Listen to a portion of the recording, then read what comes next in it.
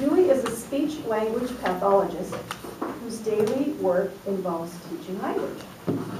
She has been fascinated with languages and linguistics for as long as she can remember. Julie chose this field because she was and is interested in helping people become better communicators.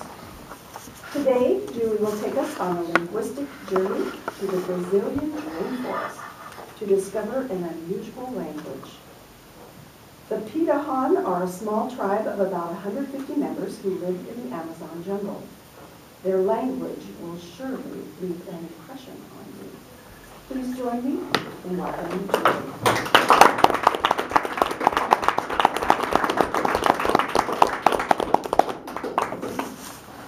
Fellow members, guests, imagine that you are in the Amazon rainforest and you are immersed in the sounds of the forest. You can hear the howling of distant monkeys. You can hear the cry of exotic birds and the dripping of water. And if you listen very carefully, you will hear the whistles of the Pirahan men as they're out hunting. But these whistles are very different. We're actually whistling words to each other. The Pirahan language is very unusual in many ways, and I'm going to share that with you today. The Pirahan language is so unusual that it has turned current linguistic theory on its head. So the person responsible for learning a lot about the Pirahan language is Daniel Everett, and he spent the last 30 years in the Amazon rainforest living with the Pirahan. And he used current linguistic sampling theories and procedures to learn how to speak and understand the Pirahan language. And so he found out many interesting things about the sound system and how the language is structured.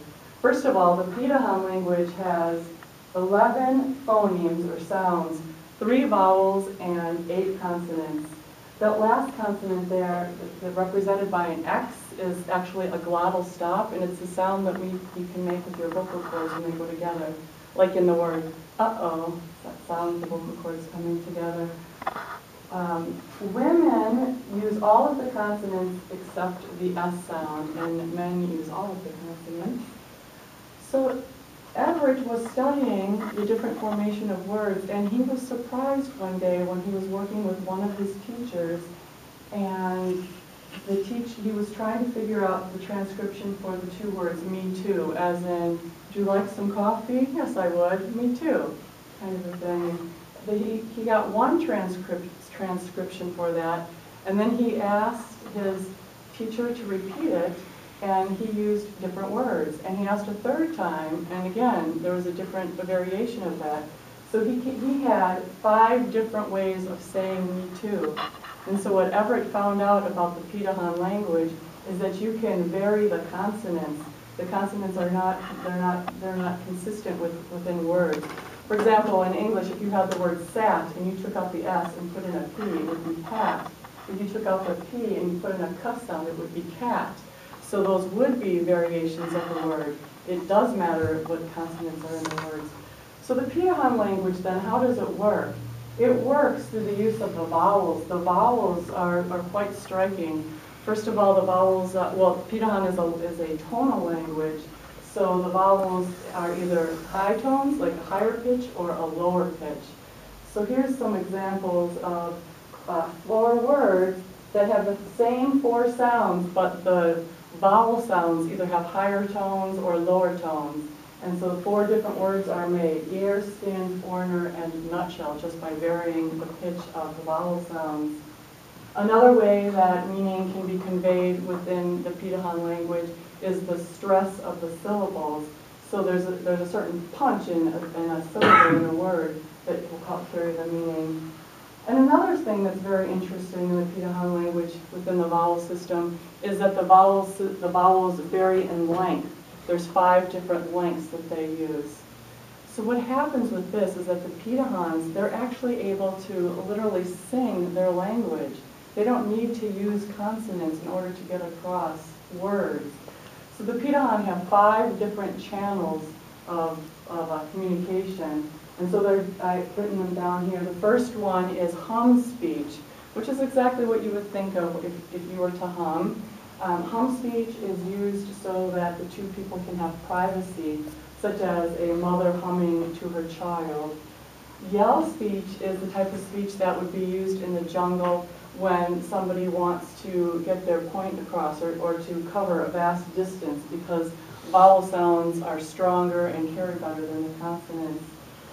The next type of channel is melody speech.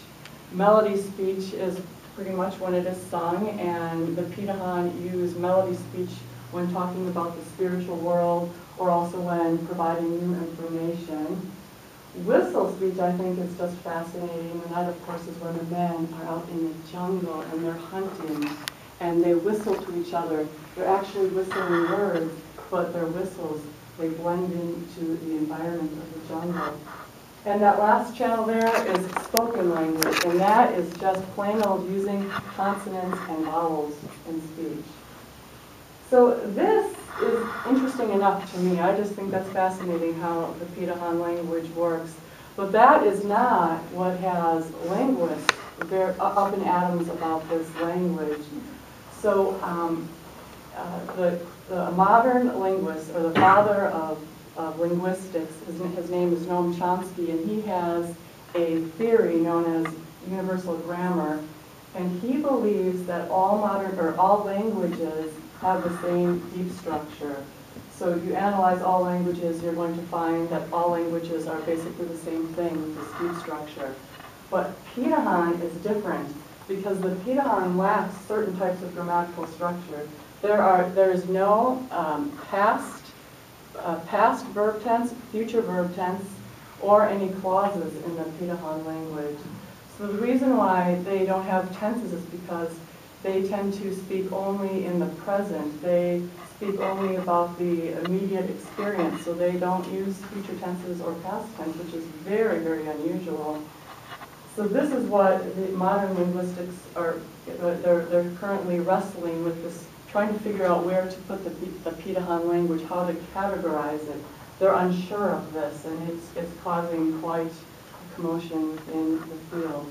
So as we leave the Amazon jungle and we distance ourselves from the sounds, I want you to try to imagine the humming of a woman humming to her child, or the whistles of the hunters in the forest, and see if you can hear the words in them.